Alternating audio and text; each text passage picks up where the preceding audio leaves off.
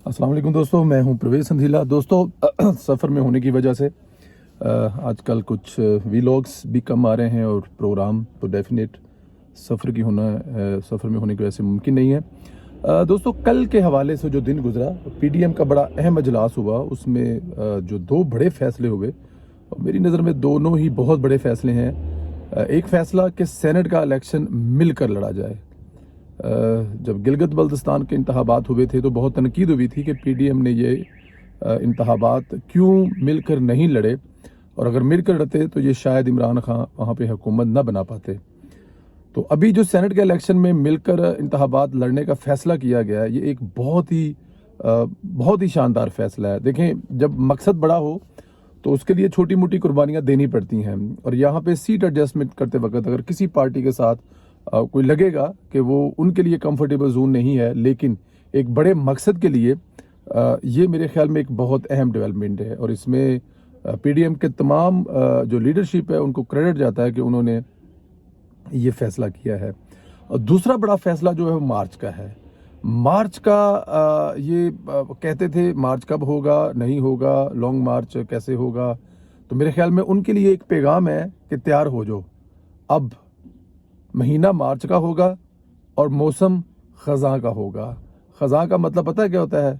इसमें पत्ते झड़ जाते हैं। तो ख़ज़ां का मौसम इस हुकूमत के लिए शुरू हो गया है। पत्ते झड़ने वाले हैं। पत्ते वो क्या कहते हैं खान साहब, तब्दीली आ नहीं रही, तब्दीली आ चुकी है।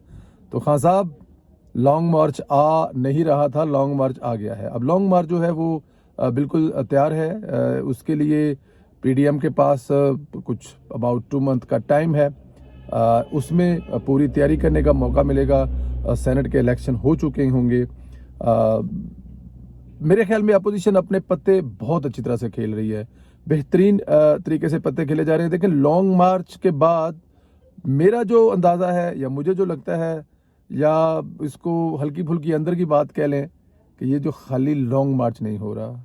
अगर लॉन्ग मार्च होता है तो इस्लामाबाद से वापस कोई नहीं जाएगा।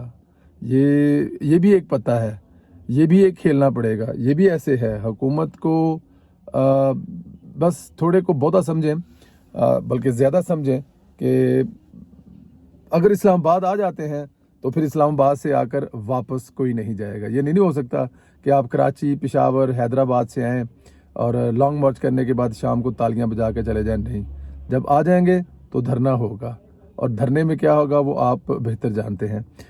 इस कल की मीटिंग में जो दूसरी अहम बात रही वो रही मियां मोहम्मद नवाज शरीफ साहब का जो कल के उसमें खिताब था, वो बड़ा अहम खिताब था, जिसमें ये कहा गया कि all is well, everything is going very well, that will be fine. उसके बाद आप लोगों को मियां मोहम्मद नवाज साहब का जो ऑल इज़ वेल का मतलब है कि सब ठीक है। अब जब सब ठीक है तो सब ठीक है। ये अंदर की बातें हैं, ये मैसेज होते हैं, ये पैगाम होते हैं।